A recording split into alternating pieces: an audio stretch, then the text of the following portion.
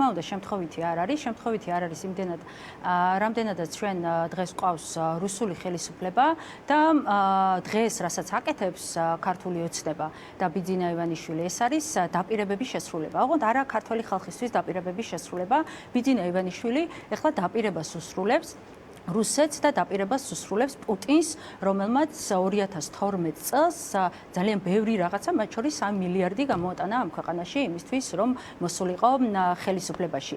ეს დასკვნა, რაც დღეს დაიდო და თან ეს საგულისხმოა ისიც, რომ რატომღაც ვერ გამოაქვეყნეს და ვერ გაბედეს, რომ ეს დასკვნა საჯაროდ გამოქვეყნებულიყო, თუმცა ამას მათ პროცედურა ავალდებულებდა.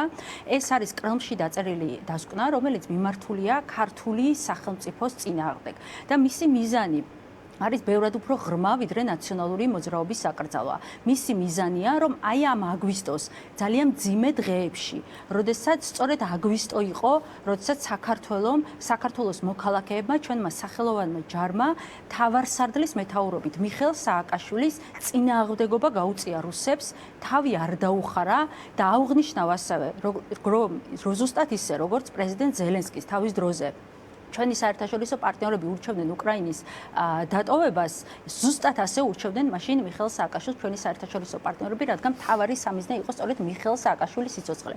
მაშინ მიხეილ სააკაშვილი დარჩა ამ ქვეყანაში, დაიცვა საქართველო, დაიცვა საქართველოს თავისუფლება, საქართველოს დამოუკიდებლობა და თავი არ დაუხარა რუსეთს. და ის რომ ზუსტად აგვისტოს დაამთხვიეს ეს დასკვნა, რომელიც ქართული სახელმწიფოს წინააღმდეგ არის მიმართული, ესეც ნათლად მიუთითებს იმას, რომ საჩუქარს უმზადებენ პუტინს და ეს საჩუქარი არის მათ შორის ის, რომ მათ უნდა წაშალონ საქართველოს და საქართველოს მოქალაქეების ისტორიული მეხსიერება. ისტორიული მეხსიერება ვარდების რევოლუციაზე, რომელიც ამ ქვეყნისთვის იყო, ამ ქვეყნის სახელმწიფოებრივი განვითარებისთვის იყო ყველაზე მნიშვნელოვანი 9 წელი. ის 9 წელი, როდესაც საქართველო ჩვენი საერთაშორისო პარტნიორებისთვის და ევროპელებისთვის, ამერიკელებისთვის გახდა თითით საჩვენებელი, მათ შორის რეფორმების კუთხით. და ეს იყო ის 9 წელი, როდესაც საქართველო შედგა როგორც სახელმწიფო და ევროკავშირის რეზოლუციაში ბოლო მიღებულში ინგა პირდაპირ არის ჩაწერილი, რომ მიხეილ სააკაშვილი და ერთიანი ნაციონალური მოძრაობის უდიდესი წვლილი ევროპული ინტეგრაციის დაწყებაში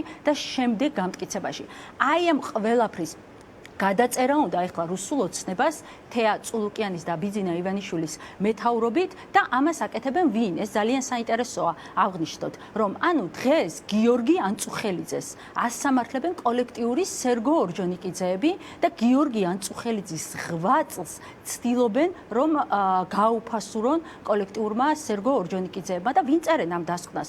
პუჩისტი შარმანაშვილი, ლოთი სოზარ სუბარი და რუსული ოცნება, რომლის მთავარი მიზანით 13 წლის განმავლობაში სწორედ საქართველოს დაბრუნება არის რუსულ ორბიტაზე. იმავე დასკვნაში არის საუბარი ინგა დაზარალებულებზე, ეგრეთ წოდებულ დაზარალებულებზე და რაღაცა 129 გვერდიანი სიავთ გამოქვეყნებული და დღეს დადიან პროპაგანდისტული არხები და გვეკითხებიან, რომ ამ დაზარალებულებს რა პასუხს გასცემთ. და იცით ვინ არიან ეს დაზარალებულები? ანუ რა ჩამონათვალია იმ 129 კაციან სიაში? ჩვენმა მაყურებელმა უნდა იცოდეს. ანუ აფრასიძეები არიანო, გვეუბნება ეს რუსული ოცნება დაზარალებულებიო. ანუ ყაჩაღი აფრასიძეები ყოფილან დაზარალებულები. ემზარ კოიციანი, რომელსაც ამ ქვეყნის ღალატში უძღვის მონაწილეობა ეს ყოფილა და კოლექტიური ემზარ კუციანები, კოლექტიური ლუკა კურტანიძეები, რომელიც ვითომ ამ დაზარალებულების რიცხვში არის, ასე და კოლექტიური გოგა ხაინდრავები, ლევან მამალაძეები და მიხეილ ქარელები. აი ესენი არიან დაზარალებულები ჭყალებში, რომლებიც დღეს ებრძვიან ქართულ სახელმწიფოს. ანა, აი ამ დასკვნის საფუძველზე ცხადია,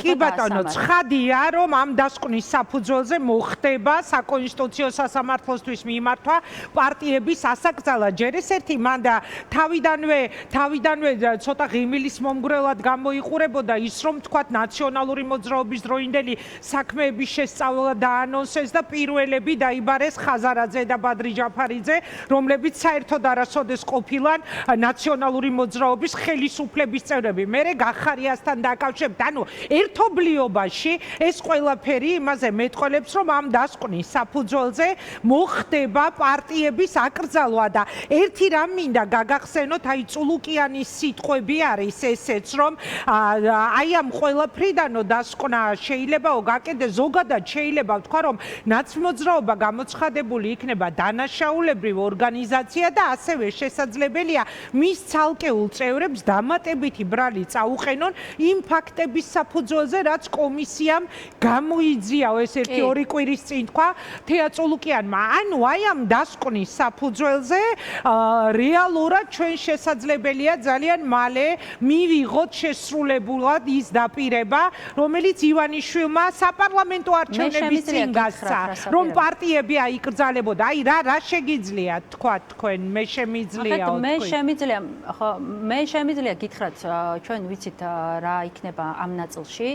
ჯერის რომ დღეს რაღაცა ზედმეტი პედალირება ამ 2008 წლის ომზე არ გაკეთეს, ეს ნათლად მეუთითებს იმათ, რომ მათ იცდიან საქართველოს მოქალაქეების რეაქცია ამაზე. შესაბამისად რაღაც ჩაეცანენ, რომ ვითომ სხვა თემებით გადაეფარათ ეგ, მაგრამ ეს დასკვნა, რომელიც სექტემბერში გახდება საჯარო, ამ დასკვნის მიხედვით დაიწყება პარტიების აკრძალვა. სახელმწიფო ღალატის მუხლით გასამართლებიან, მათ შორის ნაციონალური მოძრაობის ლიდერები შეიძლება მეც და ასე შემდეგ, არა მხოლოდ ნაციონალური მოძრაობის ლიდერები, მაგრამ ამ კონკრეტულ ომთან დაკავშირებით ისინი აპირებენ, რომ მიხეილ სააკაშვილსაც დაუმატონ სასჯელი და სწორედ ამას გახდიან მერე საფუძვლად იმისი, რომ საკონსტიტუციაში წავიდეს ეს საქმე და ოფიციალურად დაიწყოს ნაციონალური მოძრაობის და შემდეგ უკვე სხვა პარტიების აკრძალვას. ეხლა ამ თქვენს კითხვას რა უპასუხო ინგა, ჯერ იმას ვიტყვი, რომ მიხეილ სააკაშვილს რატო ასამართლებენ? ხო, აბრალებდნენ 9 მილიარდი მოიპარაო და საბოლოოდ რა ვნახეთ? საბოლოოდ ნახულობთ იმას, რომ ასამართლებენ 2008 წლის ომის გამო, იმის გამო, რომ უმაღლესმა მთავარსარდალმა დაიცვა საკუთარი ქვეყნის თავისუფლება, ღირსება და არ გაიქცა, მაგრამ ეს კომისია რო თავიდანვე აბსურდი იყო. ეს კომისია რო თავიდანვე რუსული იყო და მათი მთავარი მიზანი რუსების დავალების შესრულება იყო. იმაში ჩანს, რომ ამ წლებთან ახლა მამუკა ხაზარაძის და ბადრი ჯაფარიძის შემდეგ ამ ყველაფერთან დაკავშირება და საერთოდ გახარიას ამ ყველაფერთან დაკავშირება, ჩვენ ხომ ნახეთ, რომ გახარიას საერთოდ ადგენენ და იმ წლები თვითონ რო ხელისუფლებაში იყვნენ, აი ისეთი საქმე მოუგონეს. უბრალოდ და დღეს ამ ქვეყანაში ახლა არავის ხო არ ჯერა რომ გახარიამ იმ ჩორჩანა საკუშაკო იქ ისე დადგა, რომ არავინ არ იცოდა ამ ქვეყანაში, ხო? ანუ თუ ამბობენ რომ დებილები ვიყავით, ხო ამბობენ რომ დებილები ვიყავით, ანუ არავინ არ ვიცოდითო. ყველაზე უკეთეს ვარიანტს, რასაც ამბობენ, არ თავდაცვის მინისტრმა, არც არავინ და ასე შემდეგ და ასე შემდეგ. ანუ რეალურად აი კომისიის მიზანი ეს არის რუსების დავალება, რომ საკუთარი ქვეყანა ომში დაადანაშაულონ და რასაც ჩვენი საერთაშორისო პარტნიორები პირიქით იძახიან, ის რა ქვია, ინგა, რომ რუსეთი იყო აგრესორი, ეს ქართული ოცნება აკეთებს იმას, რომ საქართველო გამოიყვანოს აგრესორად და მეორე, ამას იყენებს პოლიტიკური ოპონენტების წინააღმდეგ, როგორც პოლიტიკურ იარაღს, მარტო ნაციონალურ მოძრაობაში კი არა, მათ შორის მამუკა ხაზარაძის და ბადრი ჯაფარიძის შემთხვევაში და მათ შორის გახარიას აი რას უპირისპირებთ ამ ყველაფერს, ხო? აი ზუსტად მივედით მაგ საკითხამდე, ანუ ჩვენ ვიცით როგორ განვითარდება პროცესები, აი შემიძლია თვალდახუჭულმა მოგიყვეთ და თქვენც იცით და ალბათ ყველანი ვხვდებით, ხო? რას უპირისპირებთ ამ ყველაფერს, იმიტომ რომ ჩვენ ბოლო პერიოდში ვნახეთ მათ შორის ოპოზიციურ ფლანგზე და მოდი ძალიან რბილად ვიტყვი, მწვავე წინააღმდეგობები ერთმანეთში, ანუ იგივე 4 ოქტომბერთან დაკავშირებით და აგერ დღეს იმან გიავოლსკიმაც გააკეთა ლევან ხაბეიშვილზე განცხადება, ხაბეიშვილს ჭირდებაო გაღიზიანებული ახალგაზრდებიო, რათა საქართველოში სისხლი დაიღვაროსო და იმედი აქვს ხაბეიშვილს, რომ ევროკავშირი ისეთ გადაწყვეტილებას მიიღებს, უვიზო მიმოსვლაზე საუბრობდა, რომ საზოგადოებას გააღიზიანებს, ქუჩაში გამოიყვანს სისხლისღვრით და უკრაინიზაციის პროცესის განვითარებით მოიყვანსო მათო ქვეყნის სათავეში. აი მითხარით, ოპოზიციაში შიდა აი ამ დაპირისპირების გათვალისწინებით, რაც 4 ოქტომბრის გარშემო აგორდა და ამ ყველაფრის ფონზე რას უპირისპირებთ, როგორ აჩერებთ ოცნებას?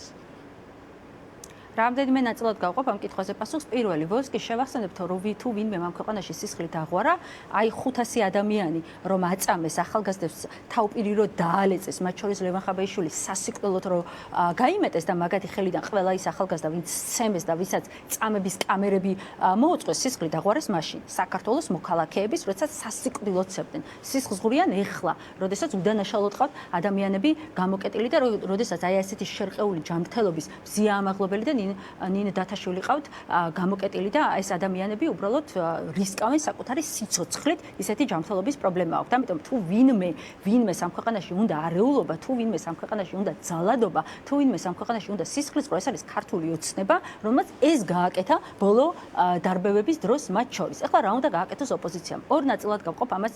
ინგა, ერთი არის ჩემი პარტია, ნაციონალური მოძრაობა არის იდეა და არ არის რაღაც ცალკეული იუსტიციის სამინისტროს დოკუმენტები. ამიტომ ეს დოკუმენტები და რეგისტრაციის გაუქმება და ჩვენი გაუქმება, მათ შორის საკონსტიტუციო სასამართლოს გადაწყვეტილება ქართულ ოცნებას შეუძლია დაახვიოს და შემდეგ იციან ზუსტად რაც უნდა გაუკეთონ და ამ ქაღალდებს რა უნდა უყონ. ეს ერთი. ნაციონალური მოძრაობის ერთი წევრიც კი, სანამ ჩვენ ვართ თავისუფალი.